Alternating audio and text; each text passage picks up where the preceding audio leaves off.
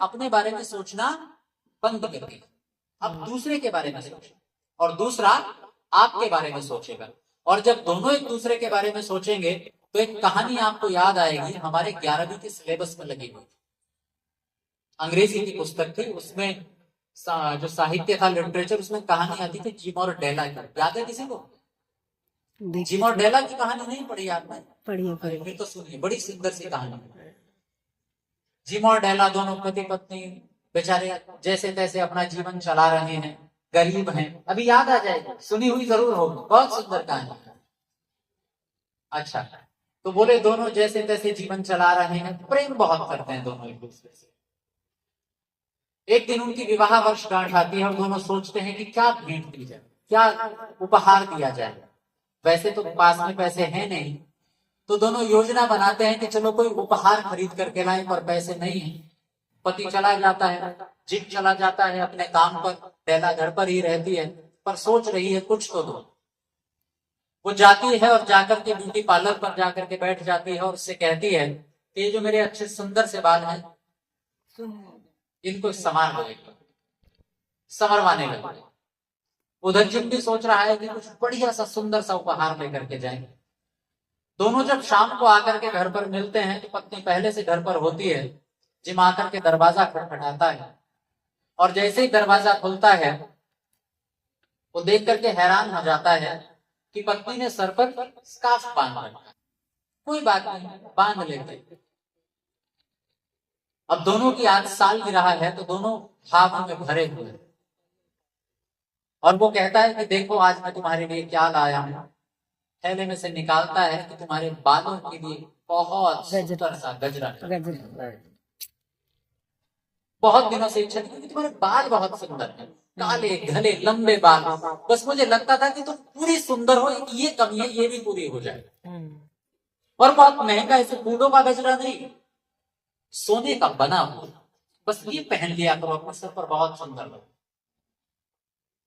बेला को थोड़ा सा खेद हुआ, दुख हुआ, और उसने अपने सर का स्कार्फ उठाया तो बाल कटे हुए।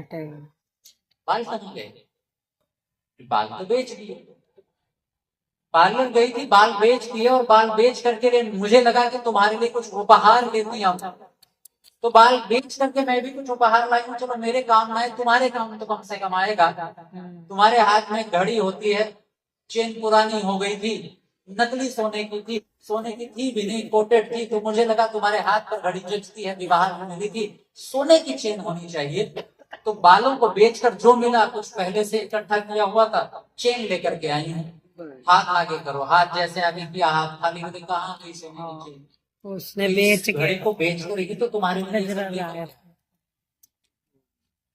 इसके पास सोने की चेन है पर घड़ी नहीं है, इसके पास बालों के लिए सोने की लड़ियों का बना हुआ गजरा पर बाल ही नहीं है।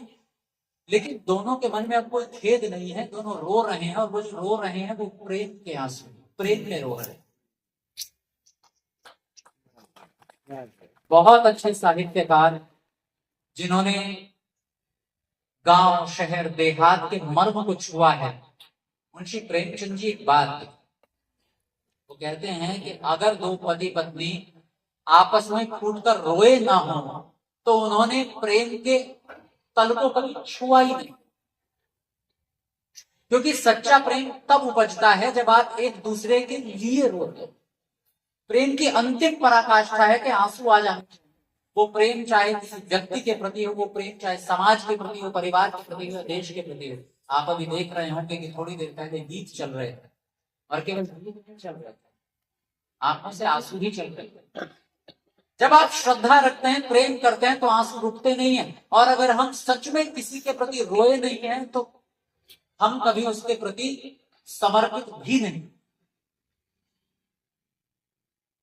इसलिए एक दूसरे के बारे में सोचना, मम चित्तम अनुचित्तम तेस्त, मैं तुम्हारे अनुकूल बन जाऊं और तुम मेरे अनुकूल बन जाओ। फिर कहते हैं मम वाचम एक मना जुषस्व। एक बात का ध्यान रखना, इग्नोर मत करो। मम वाचम, मेरी बात को एक मना जुषस्व, थोड़ा ध्यान से सुना करो। और आप ये जानते हैं कि आपके घरों और परिवारों की सबसे बड़ी समस्या यही है कि दोनों एक दूसरे की बात सुनना बंद कर चुके हैं। सुनते भी हैं तो उतने ध्यान से नहीं सुनते, जरा चलते फिरते यूं ही सुनते हैं, और यही शिकायत भी रहती है, मैंने कहा था ध्यान ही नहीं दे रहे हो मेरी बात पर। एक मन है जो शस्त्र, व्यक्ति की आदत होती है कि जब झगड़ा होता है तो वो चाहता है जल्दी जल्दी अपनी बात करें, ऐसा होता है ना, जल्दी जल्दी अपनी बात करें।